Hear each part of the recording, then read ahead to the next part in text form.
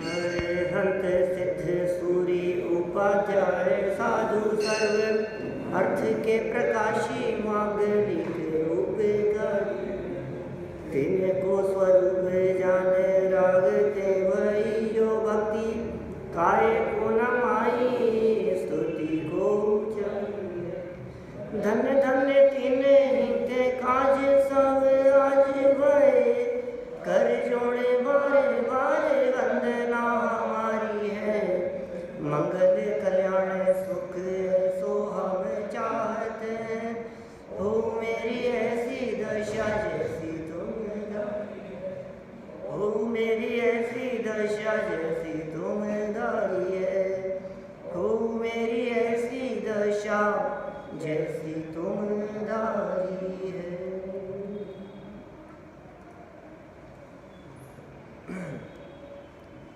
देवागम स्तोत्र आप्तमीमांसा के आधार से अपनी यहाँ चर्चा चल रही थी। जिनेंद्र परमात्मा कैसे हैं, भगवान कैसे हैं, भगवान का क्या स्वरूप है और उन भगवान को किन गुणों के आधार पर पूज्य मानना चाहिए। तो कहा वीतरागता और सर्वज्ञता यही पूज्यता का आधार है। जो वीतरागी हों और विशेष ज्ञानी हों वे ही पूज्य होते हैं। ऐसा वीतराग और विशेष ज्ञान दुनिया में किसी न किसी का तो होगा ही, होना ही चाहिए। अब वो वीतराग विशेष ज्ञान किसका होगा, कौन है वीतराग विशेष ज्ञान वाले? तो कहा सतमेवासी निर्दोषो युक्ति शास्त्र विरोधी वाक्य अविरोधो यदिष्टम ते प्रसिद्धेन न बाध्यते। हे भगवान, वो आप ही हों क्योंकि आपकी अविरोधी वाणी से आपको पहचान लिया गया है।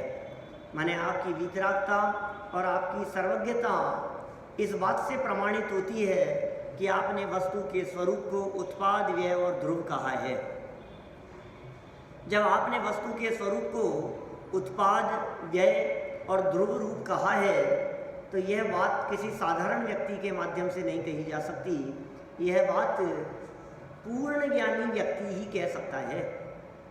देखिए, बहुत लंबे लंबे काल की घटनाओं को जब हम देखते हैं तब तो उत्पाद, व्यय, ध्रुवता बहुत आसानी से घटित कर दी जाती है। तब तो हमारे को प्रतीत होता है कि हाँ हाँ वास्तव में ये पहले अलग थे, अब अलग हो गए, लेकिन वही है। 10, 20, 50 साल को यदि लक्ष्य में लो तब तो आप कह सकते हो कि वही है और बदल भी गए, दोनों बातें एक साथ है, उत्पाद में ध्रुवता एक साथ है। लेकिन ध्यान रखना, ये यहाँ 10-20 साल के अंदर बदलने और नहीं बदलने की बात नहीं है। यहाँ तो कह रहे हैं अभी जब मैं यहाँ इस गद्दी पर आकर के बैठा था प्रवचन करने के लिए, उस समय की अवस्था का व्यय और नवीन अवस्था का उत्पाद और मेरी ध्रुवता, ये तीनों एक साथ हैं। आप जो यहाँ आए थे जाते समय वो नहीं जाओगे क्या? माने मंदिर आते कोई और है और यहाँ से जाते कोई और है। उस अवस्था का व्यय हो गया है। मैं कह सकता हूँ कि आप जितनी एज लेकर के आए थे उसमें 1 घंटा ज़्यादा एज होकर के जाओगे। क्यों सर? उम्र 1 घंटा बढ़ जाएगी कि नहीं? यहाँ से जाते समय समय समय होने वाले परिवर्तन को देखकर भी उत्पाद व्यय के साथ में ध्रुवता और ध्रुवता के साथ में उत्पाद व्यय बतलाने की सामर्थ्य केवल ज्ञानियों के अलावा और किसी में नहीं हो सकती है। कौन देखे इस क्षणिकता को, कौन देखे इस बारीकी को? 2 मिनट पहले से लेकर के अभी तक 1 सेकंड पहले से 1 सेकंड बाद बोले बदल गई, उसका व्यय हो गया, वो नष्ट हो गई। 3 मिनट पहले के ज्ञान की अवस्था और वर्तमान ज्ञान की अवस्था में फर्क है। एक समय पहले का ज्ञान का ज्ञेय और दूसरे समय का ज्ञान का ज्ञेय अलग अलग है। बोलो, सोचते हो आप? एक समय पहले आपके बाल की साइज और दूसरे समय के बाल की साइज अलग अलग है। अब कौन पकड़ पाए इस चीज को? नहीं पकड़ सकते आप पकड़ सकते हो? एक बाल जो अभी सर पर है ये बाल जो आपके 2 महीने में बढ़ते हैं, 1 महीने में बढ़ते हैं कि 3 महीने में, जो भी आपका बाल के बढ़ने का टाइम है, जब आपको ऐसा लगता है कि आप बढ़ गए हैं, कितने समय में बढ़े? 3 महीने में, 2 महीने में। चलो 2 महीने में बाल कितने बढ़े ये बताओ कि साहब 2 महीने में 2 इंच बढ़ गए। 2 महीने में कितने बढ़ गए? 2 इंच। तो 1 महीने में कितना बढ़ा होगा? 1 इंच। तो 15 दिन में आधा इंच, ठीक है। तो 7 दिन में चौथा इंच, तो 1 दिन में, और चौथा में भी 7 का भाग दे लो, अब कितना सा रह गया? 1 दिन में। अब 1 दिन में इतना हुआ है तो 1 घंटे में कितना होगा? अब वो जितनी साइज थी उसमें 24 का भाग दो, तो 1 घंटे में उतना बढ़ता है। और जितनी साइज आएगी उसमें फिर 60 का भाग दो, तो पता लगेगा 1 सेकंड में कितना बढ़ता है। और उसमें फिर 10 का भाग दो तो पता लगेगा। आप कल्पना करो एक एक समय में ये बाल बढ़ रहा है कि नहीं बढ़ रहा है। यदि नहीं बढ़े, एक समय में नहीं बढ़े, तो 1 सेकंड में कैसे बढ़ जाएगा? और 1 सेकंड में यदि नहीं बढ़ा तो मिनट में कैसे बढ़ेगा? और 1 घंटे में कितना बढ़ा? नापो देखिए 1 घंटे में कितना बढ़ा। यार क्या पागल बना रहे हो? 1 घंटे में कोई बढ़ता है क्या? 1 घंटे में नहीं बढ़ा तो 24 घंटे में कैसे बढ़ेगा?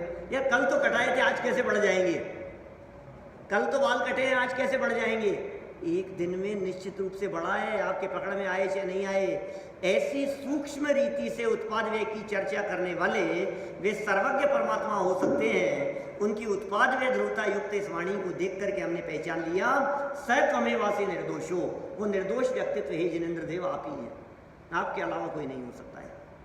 इतनी बात हुई। फिर उन्होंने कहा लेकिन आप तो वीतरागी सर्वज्ञ हैं और आपके अलावा जगत में कोई भी वीतरागी सर्वज्ञ हो नहीं सकता है। उसका कारण क्या है कि त्वन्मतामृत बाह्यानाम सर्वथैकांतवादी नाम आपताभिमान दग्धानाम श्रेष्ठम दृष्टेन बाध्यते। आप तो बने के अभिमान से दग्ध हैं, अपनी बातों से कट जाती है उनकी बात। कभी कभी कहते हैं बिना शनाजल काम में नहीं लेना चाहिए, कभी कहते हैं स्नान करो नदियों में, गंगा स्नान करो, कभी कहते हैं रात्रि भोजन नहीं करना चाहिए, कभी कहते हैं रात्रि भोजन करो, कभी कुछ और कभी कुछ, इस तरह की जो बातें कहते हैं। कभी ब्रह्मचर्य की महिमा बतलाते हैं, फिर कभी कहते हैं कि अपुत्रस्य गतिर्नास्ति, जब तक आपके संतान नहीं होगी तब तक आपकी गति नहीं होगी, पुत्र तो होना ही जरूरी है। कभी ब्रह्मचर्य की महिमा गाएंगे, कभी उसकी बात कहेंगे। तो माने बड़े विवाद हैं, स्ववचन बाधित जैसी बात दिखाई देती है। स्वयं अपने वचनों से ही कभी कुछ और कभी कुछ कहते हुए दिखाई देते हैं। इसलिए हे जिनेंद्र देव, ऐसे आप्त के अभिमान में जलते हुए ऐसे जीव वे आपके मत रूपी अमृत से बाह्य हैं, अपनी ही दृष्टियों से बाधित होते हैं। देखिए फिर कहते हैं, थोड़ी और आगे हम बात बढ़ाते हैं। 8 नंबर का छंद, कुशला कुशलम कर्णम परलोकश्च न क्वचित् एकांत गृह रक्तेषु नाथ स्वपरवैरिषु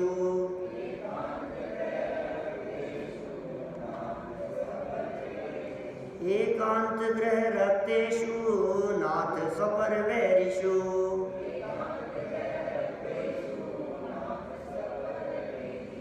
कुशला कुशलम कर्म परलोकश्च न क्वचित् एकांत गृह रक्तेषु नाथ स्वपरवैरिषु।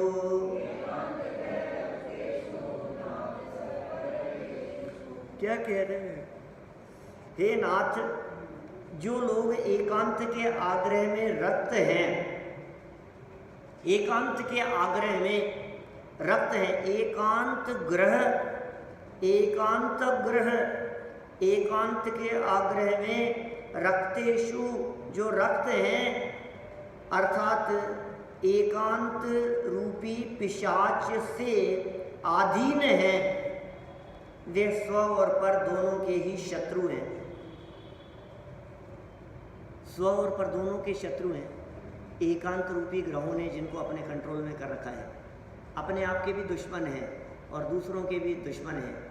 खुद तो डूबने वाले हैं ही, दूसरों को भी ले डूबेंगे। खुद तो नरक में जाएंगे ही, औरों को भी नरक में ले जाएंगे। मतलब बुरा करने वाले हैं, क्योंकि उनके मत में शुभाशुभ कर्म एवं परलोक आदि कुछ व्यवस्थित सिद्ध नहीं होते हैं। क्या कह रहे हैं यहाँ? कुशला कुशलम कर्मम। कुशल और अकुशल कर्म, कुशल कहते हैं पुण्य को, अकुशल कहते हैं पाप को। कुशला कुशलम माने पाप और पुण्य कर्म, और परलोकश्च और परलोक, न क्वचित, न माने नहीं, क्वचित माने किसी के भी। माने जगत में जो अन्य दर्शन आदि दिखाई देते हैं, अन्य मत और अन्य संप्रदाय दिखाई देते हैं, उन संप्रदायों में पुण्य पाप कर्म की सिद्धि नहीं होती, परलोक की भी सिद्धि नहीं होती। परलोक का स्वरूप व्यवस्थित रूप से वो बतला नहीं सकते। उनके यहाँ भी चर्चा मिलती है जम्बूद्वीप की, और 7 लोक और परलोक और 14 लोक और ब्रह्मांड और न मालूम क्या क्या चर्चाएं उनके यहाँ भी हैं सब। लेकिन जितना व्यवस्थित वीतरागी और सर्वज्ञ परमात्मा की वाणी में दिखाई देता है, उतना व्यवस्थित अन्य कहीं नहीं है। तो एक तो पुण्य पाप व्यवस्था क्यों नहीं सिद्ध होती है? क्योंकि कभी तो पाप में अच्छा बतलाने लगते हैं, कभी पुण्य को अच्छा बतलाने लगते हैं। उनको पता ही नहीं है पुण्य पाप कर्म क्या है। कभी हिंसा में धर्म बतलाने लगते हैं, हिंसा को पाप कहते हैं, और फिर कहीं देव आदि के लिए, देवी देवताओं के लिए बलि आदि चढ़ाना, उनके लिए कुछ देना, उनके लिए द्रव्य दान देना है, उसे अच्छा बतलाने लगते हैं। कभी भगवान के चढ़ावे के नाम पर इकट्ठा करते हैं, इकट्ठा किया भगवान के नाम पर और खुद मिल बांट करके खा लिया। जब भगवान के चढ़ने वाले लड्डुओं को मिल बांट करके खा लेते हैं, तो फिर गणेश जी के चढ़ने वाले सोने चांदी और धन के चढ़ावे को मिल बांट करके क्यों नहीं भोगते? वो तो कोई नहीं बांटता है। कुछ नहीं, ये तो अब कौन खाए उसको, बेकार जाएंगे। तो प्रसाद के नाम पर बांट दिया उसको। कितनी हिंसा हो रही है, कितना फिक्रा है, और उसके पीछे क्या क्या गलत काम हो रहे हैं, कुछ अंदाजा नहीं है। यहाँ इतनी बात समझ लीजिए कि पुण्य पाप कर्म और इस लोक और परलोक, दुनिया में बहुत से दर्शन तो ऐसे हैं जो परलोक को ही नहीं मानते हैं। बहुत से लोग ऐसे हैं जो परलोक की चर्चाएं करते हैं, तो पता नहीं क्या क्या चर्चाएं करते हैं। वो कहते हैं कि मर करके वहाँ चला जाएगा, वैकुंठ में चला जाएगा, फिर इतनी नदियाँ पार करनी पड़ती है, फिर इतना इतना ऐसे ऐसे करना पड़ता है। फिर उनके कोई पंडित मतावलंबियों के आएंगे और वो कुछ ना कुछ बातें कहेंगे। वो आपको कहेंगे कि आप जितना भी दान देना हो वो सब हमारे को दो, हैं, या फिर आप क्या करो कि वो एक भोज कराओ और ब्राह्मणों को भोज कराओ, तो जितना इनके पेट में जाएगा ये उनके पेट में पहुंच जाएगा। परलोक में या हवन में जो सामग्री डालोगे, ये हवन के द्वार, अग्नि के द्वार से होती हुई आपकी ये सामग्री, ये जिनके लिए कर रहे हो उनके पास तक पहुंच जाती है। ये केवल दुनिया में सब जगह है ही ऐसा।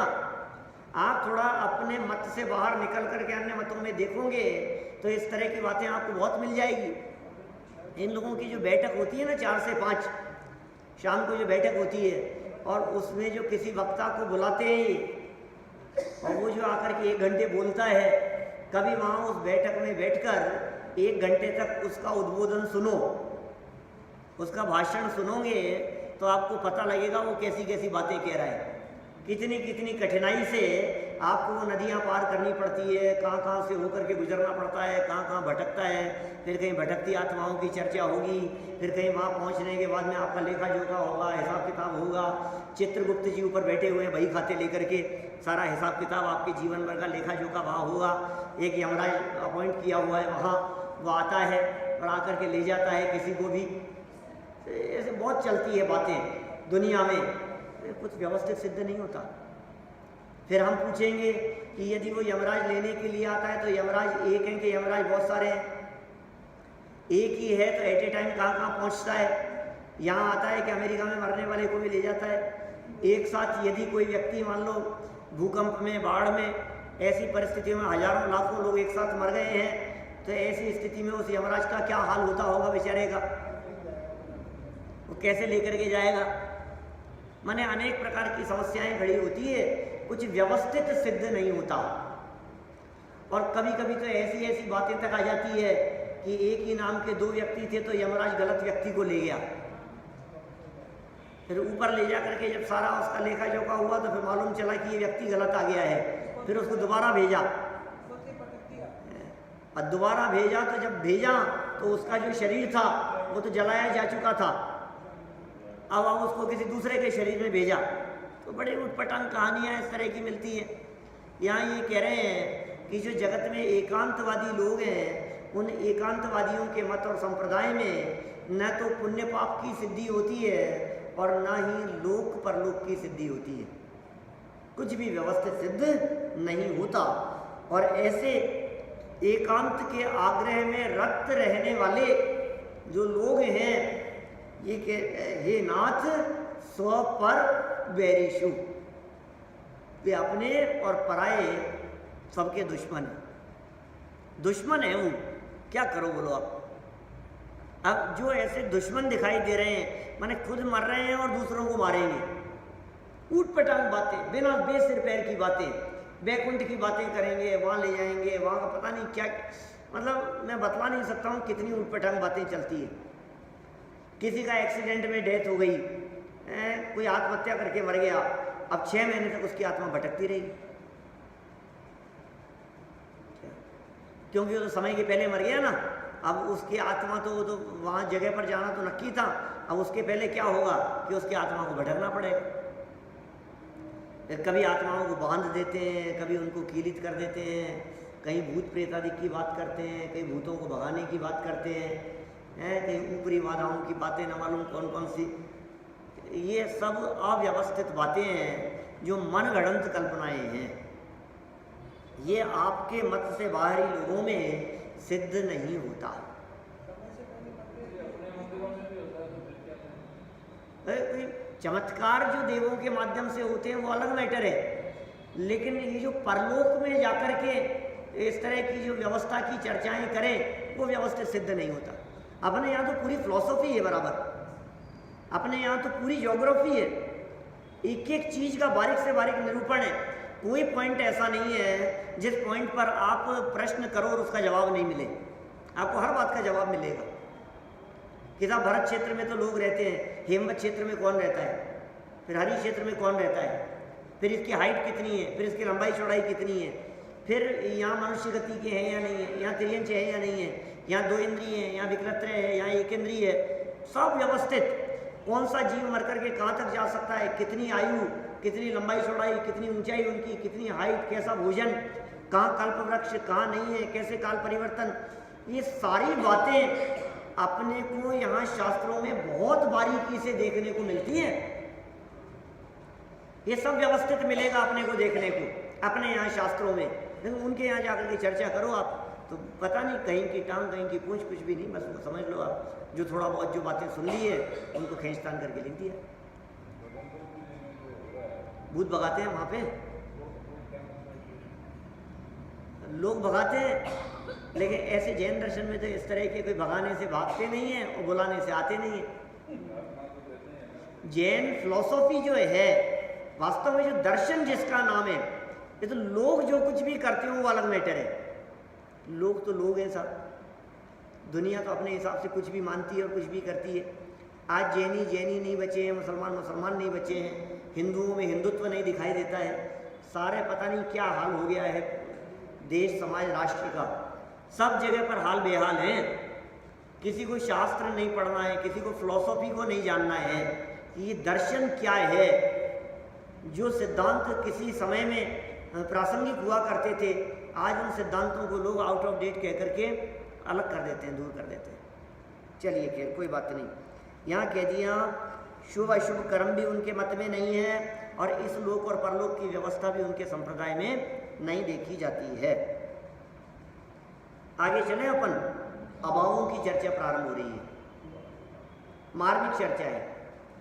यद्यपि करीब करीब महीने भर पहले, महीने डेढ़ महीने पहले मैं 4 अभावों की चर्चा विस्तार से कर चुका हूँ आपके बीच में। बहुत सुंदर चर्चा है वो, 4 अभाव की चर्चा। अभाव, बस उन अभावों की चर्चा ये यहाँ प्रारंभ कर रहे हैं। 9 नंबर का श्लोक देखिए, शुरू करते हैं अपन यहाँ अभाव की बात। भावेकान्ते पदार्थानाम अभावानाम अपन्नवात्।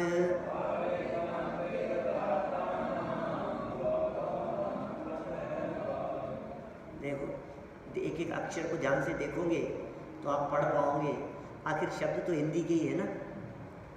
भावैकान्ते पदार्थानाम अभावानाम अपन्नवात्।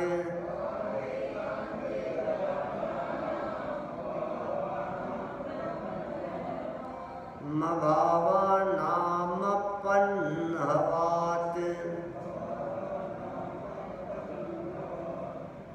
क्या कह रहे? म भा वा ना म प न ह, म प न ह,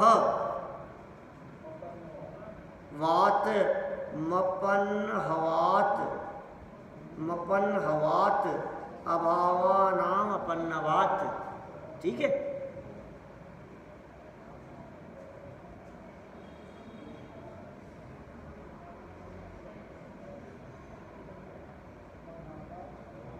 सर्वात्मकम् अनाद्यन्तम् स्वरूपमतावकम्।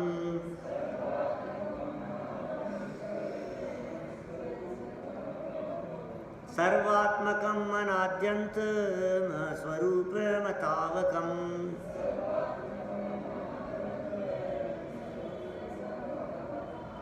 भावैकान्ते पदार्थानाम अभावानाम अपन्नवात्।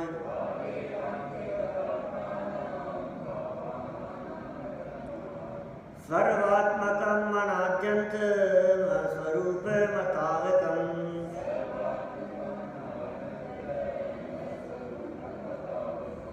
क्या आप बोला नहीं जा रहा है? क्या हो गया ना स्पष्ट? क्यों साहब, क्या कह रहे हैं? भाव, भाव किसे कहते हैं? है, होना, अस्ति, सद्भाव। ठीक है ना? भाव, भाव एकांते, एकांत रूप से पदार्थानाम, पदार्थों का, पदार्थानाम, पदार्थों का,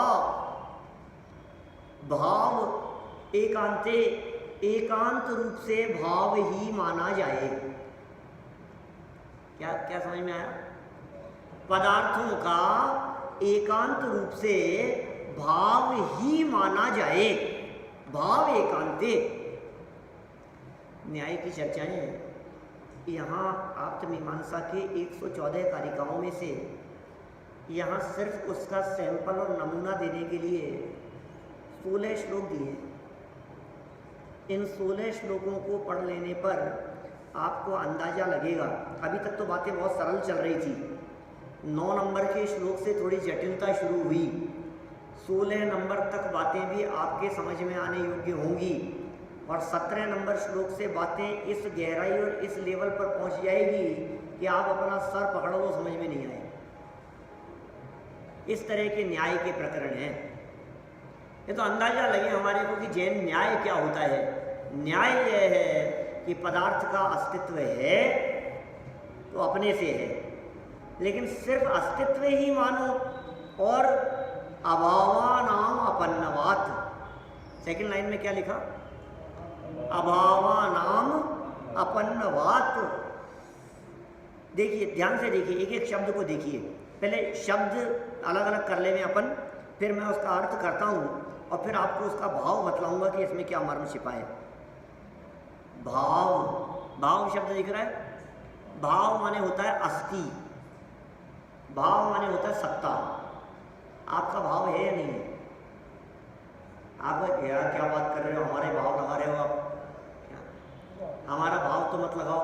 कि सुनो, भाव से रहित कोई वस्तु नहीं होती। नमक का खारापन उसका भाव है, स्वर्ण का स्वर्णत्व वो उसका भाव है। वो भाव कभी नहीं बदलते। और सराफा बाजार में से रोजाना भाव उतार चढ़ाव होते रहते, सोने चांदी के। स्वभाव, अपना अपना भाव, वो भाव कभी नहीं बदलता। भाव नहीं बदलता।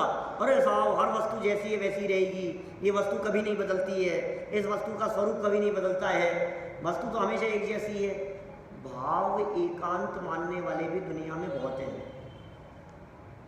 वो कहते हैं वस्तु तो अस्तित्व ही है, वस्तु मिट नहीं सकती है, वस्तु को कभी मिटाया नहीं जा सकता है, इसलिए भाव मानो, वस्तु के सत्ता को स्वीकार करो, सत्ता की स्वीकृति मानो, ये ठीक है साहब, मान लेंगे। तो ये कह रहे हैं पहली लाइन में, भाव एकांते, एकांत रूप से भाव मानने वाले पदार्थानाम, पदार्थों का। और सेकंड लाइन देखो, अभावानाम, अभावानाम दिख रहा है क्या? देखो ऊपर वाली लाइन का लास्ट शब्द था पदार्थानाम, पदार्थानाम,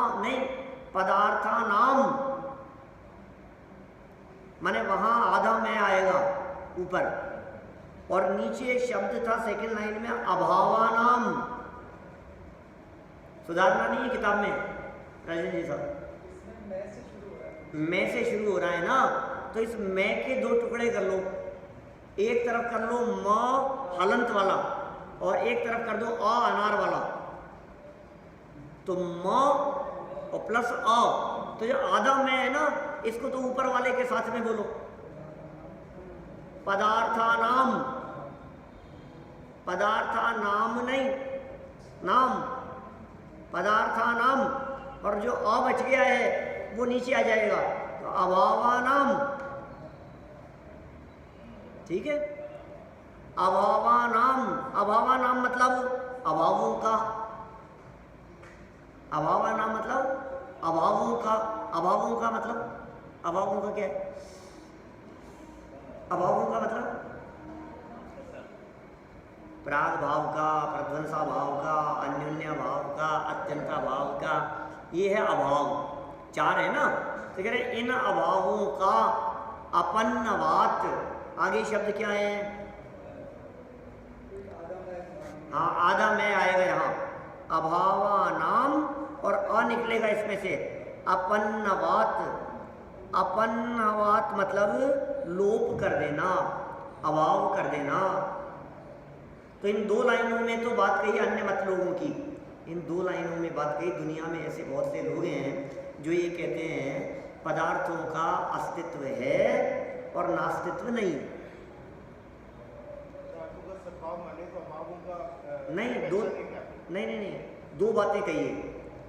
कुछ लोग ऐसे हैं जो पदार्थों का सद्भाव ही मानते हैं, अर्थात अभावों का अभाव मानते हैं। अभावानाम अपन्न, अभाव होता ही नहीं है साहब, अभाव नाम की चीज ही नहीं, कुछ भी। अभाव क्या है बताओ? अभाव तो कुछ भी नहीं है। अभाव माने होता है एब्सेंट। अब जो है ही नहीं, जिसका सद्भाव ही नहीं है, तो उसकी चर्चा क्या करना? इसलिए पता है वो क्या कहते हैं कि साहब देखो, जो है उसकी चर्चा करो, जो नहीं है उसकी बात मत करो। तो ऐसे कहते हैं ना, जितने मुर्गे समाप्त होंगे उतने मुर्गे फिर हो जाएंगे। क्या चीज़? जितने मुर्गे समाप्त होंगे उतने मुर्गे फिर हो जाएंगे। पता नहीं साहब, जो भी है, लेकिन वो कहते हैं जो नहीं है वो नहीं है, क्या जो है वो है, तो है उसका सद्भाव मानो, जो नहीं है उसका अभाव मानो। तो कह रहे नहीं, अभाव भी है। जैन दर्शन क्या कहता है? सद्भाव का तो सद्भाव है ही, अभाव का भी सद्भाव है। क्या? अभाव भी है। जैसे मान लीजिए नमक का खारापन नमक में है, नमक का खारापन नमक में है, लेकिन मिश्री का मीठापन नमक में मिश्री का मीठापन नमक में नहीं। आगे क्या कह रहे हो? है। तो कहाँ नहीं है? नमक में। मिश्री का मीठापन कहाँ नहीं है? नमक में। तो उसका अभाव कहाँ दिख रहा है? तो नमक में क्या दिख रहा है? अभाव। मीठेपन का अभाव भी है, उसको है मानना पड़ेगा आपको। उसमें समझ में आ रही है बात? माने यदि इस अभाव को ना माना जाए, बोलो अब तर्क दे रहे हैं यहाँ समंत भद्राचार्य, यदि आप इस अभाव को नहीं मानो तो कितनी बड़ी प्रॉब्लम क्रिएट होगी, आप इसकी कल्पना नहीं कर सकते हो। नहीं, सब चीजें मिल जाएंगी एक दूसरे में। आप दो चीजों का कथन नहीं कर सकते हो। ये माइक, ठीक है ना, और ये इसका स्टैंड।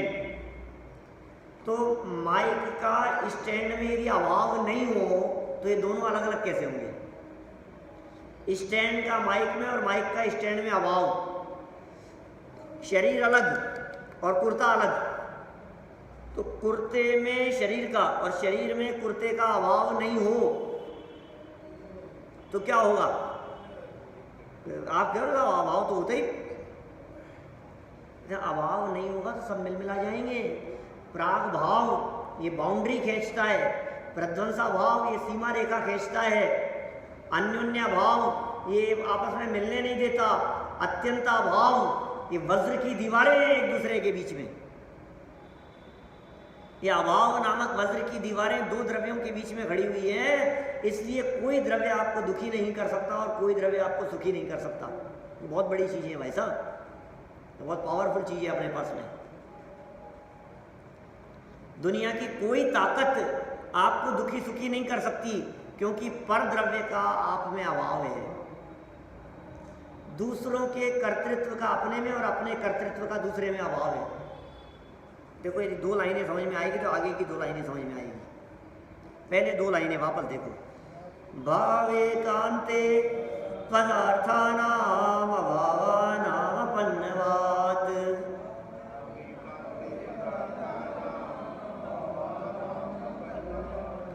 भावेकांते पदार्थानाम अभावानाम पन्नवात्।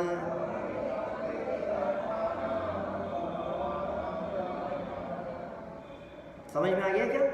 एक एकांत शब्द का प्रयोग किया है ऊपर, भाव एकांते। हम लोग भाव को मानते हैं लेकिन एकांत नहीं, भाव भी है और अभाव भी है। जो वस्तु है वो वस्तु नहीं भी है। क्या बात कर रहे हो? जो है और वो नहीं भी है। ये मंदिर है और ये मंदिर नहीं भी है। कैसा लग रहा है सुनने में? ये मंदिर है और ये मंदिर नहीं है। क्या? ये मंदिर अपने स्वरूप से है और ये मंदिर किसी दूसरे के स्वरूप से नहीं है। दिगंबर जैन तेरापंथी बड़ा मंदिर है कि नहीं है? कि है कि नहीं है? कि नहीं है। ये क्या मतलब? कि जौहरी बाजार में है, चौड़े रास्ते में नहीं है। क्या? दिगंबर मंदिर है, श्वेतांबर मंदिर नहीं है। आप समझ रहे हैं?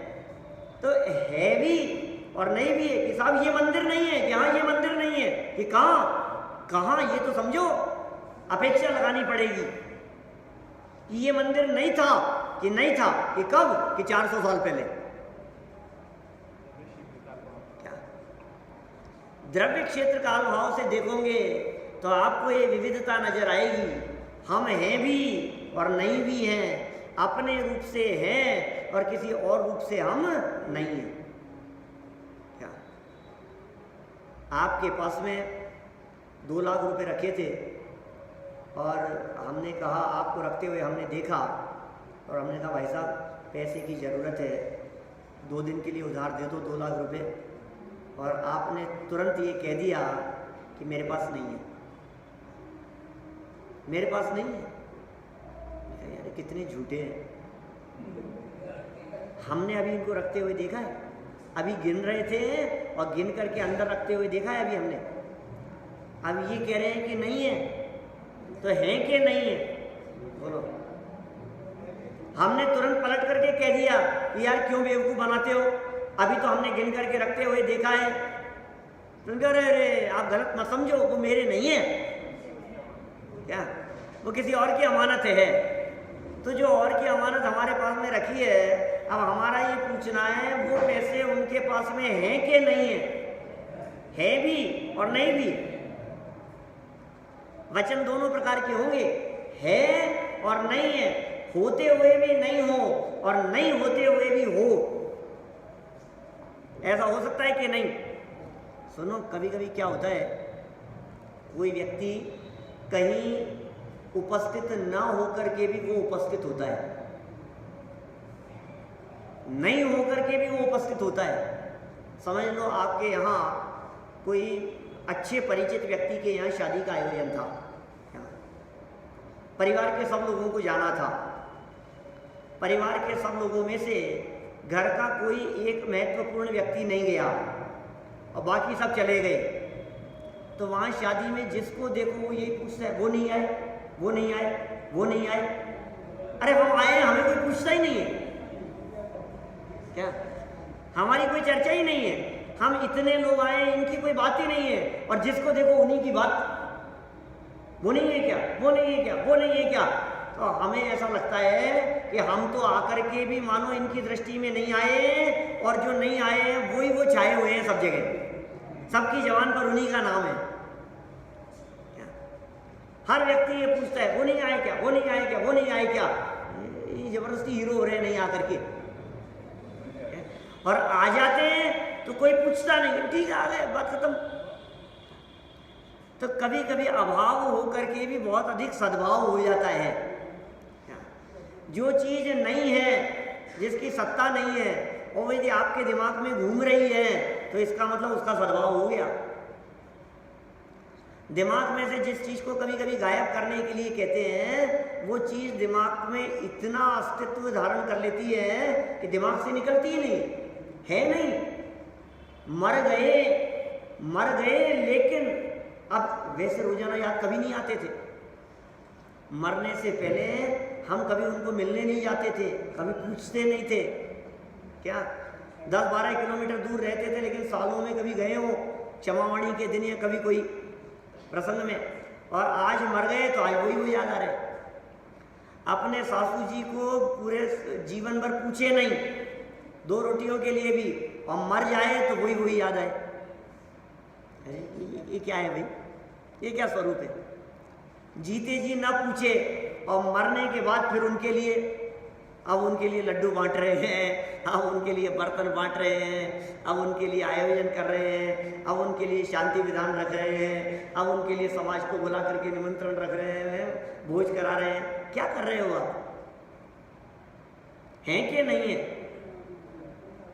ये कह रहे हैं भाव एकांते, एकांत रूप से यदि कोई व्यक्ति भाव को ही माने पदार्थों का, और अभावा नाम अपन्नवात, अभावों का अभाव मान लेवे, तो कह रहे हैं सर्वात्मकम, सर्वात्मकम सब मिल जाएंगे, सर्वात्मकम सब मिल जाएंगे, अनाद्यंतम, सर्वात्मकम वहां से भी ए निकलेगा, अनाद्यंतम नीचे से आ जाएगा म ऊपर, अनाद्यंतम, अस्वरूपम और अतावकम। अस्वरूपम, अनादि अनंत हो जाएंगे सब। क्यों? क्योंकि मेरी वर्तमान अवस्था में पिछली पर्याय का अभाव तो है नहीं, वर्तमान पर्याय का पिछली अवस्था में अभाव नहीं रहेगा, तो यही अवस्था अनादि हो जाएगी। मेरी वर्तमान अवस्था का भविष्य में अभाव नहीं रहेगा, तो मेरी वर्तमान अवस्था ही अनंत हो जाएगी, यही अवस्था बनी रहेगी।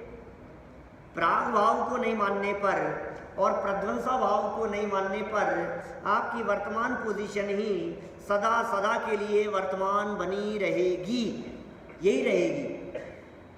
अस्वरूपम, कुछ स्वरूप ही नहीं रहेगा। यदि सारे जगत के पदार्थ एक दूसरे में मिल जाए तो फिर स्वरूप ही क्या रहेगा? मिलकर के भी नहीं मिलते हैं भाई साहब, खीर में और आपकी सब्जी में, बनी हुई सब्जी में मिले हुए 10 मसाले, सबका अपना अपना टेस्ट है यार। जब सब मिल ही जाते हैं तो नमक नहीं डालो तो क्या फ़र्क पड़ेगा कि नहीं नहीं, वो अपना असर अलग छोड़ता है कि साहब जीरा नहीं डाला इसमें, कि नहीं नहीं उसका अलग चीज़ है। कि साहब हमने इसमें हल्दी नहीं डाली, नहीं हल्दी का अलग टेस्ट है। कि सब मिल तो जाते हैं, सब क्या पता लगेगा कि नहीं नहीं भाई साहब, भले ही सब मिल जाते हो लेकिन सबका अपना अपना स्वरूप है। तो अपने अपने में रहना ये भाव है, और एक का दूसरे रूप नहीं होना ये अभाव है। यदि सभी मिलकर के एक दूसरे रूप हो जाएं तो फिर अलग अलग नहीं किया जा सकता है। अच्छा, आपके मंदिर की गुल्लक में सब अलग अलग तरह के नोट सिक्के डालते हैं ना, तो सब मिल जाते होंगे ना अंदर जाकर के। अरे आप ही तो कह रहे थे ये तो सब मिले हुए हैं। एक दिन हमने यहाँ गुल्लक खोली थी तो आपने कहा था अरे यार ये तो सब मिल गए, सब मिल गए, मिले हुए थे। तो फिर हमने कहा कि अब इनको अलग अलग करो, तो अभी कर देते। तो मिल गए तो अलग कैसे होंगे, और अलग यदि कर सकते हैं तो फिर मिल गए इसका क्या मतलब रहा। तो सब अपने अपने में रहते हैं, ये है भाव। और एक दूसरे में नहीं मिलता है, इसका नाम है अभाव। आप भाव को तो स्वीकार करते हो, यदि अभाव को स्वीकार नहीं करोगे तो आपकी दृष्टि से वस्तु का स्वरूप ही कुछ नहीं बनेगा, वस्तु का स्वरूप ही बिगड़ जाएगा। सारे पदार्थों को मिलकर के एक हो जाने का प्रसंग उपस्थित होगा, लेकिन दुनिया के पदार्थ सब अलग अलग हैं। हमारे को दुकान में सारे पदार्थ अलग अलग दिखाई देते हैं, हमारे को सारी वस्तुएं अलग अलग दिखाई दे रही है। टेबल अलग दिखाई दे रही है, पलासा अलग दिखाई दे रहा है, किताब अलग दिखाई दे रही है, मोबाइल अलग दिखाई दे रहा है, माइक अलग दिखाई दे रहा है, स्टैंड अलग दिखाई दे रहा है, पंखा अलग दिखाई दे रहा है, कुर्सी अलग दिखाई दे रही है, कपड़े अलग दिखाई दे रहे हैं, बाल अलग दिखाई दे रहे हैं। ये सब जो आपको अलग अलग दिख रहे हैं, इसका मतलब एक का दूसरे में अभाव है। अब ये अभाव कितने प्रकार के होते हैं, और इन अभावों को जानने से लाभ क्या है, और इन अभावों को न मानने से होने वाली हानि क्या है, इसकी चर्चा इन्होंने आगामी कुछ छंदों में की है।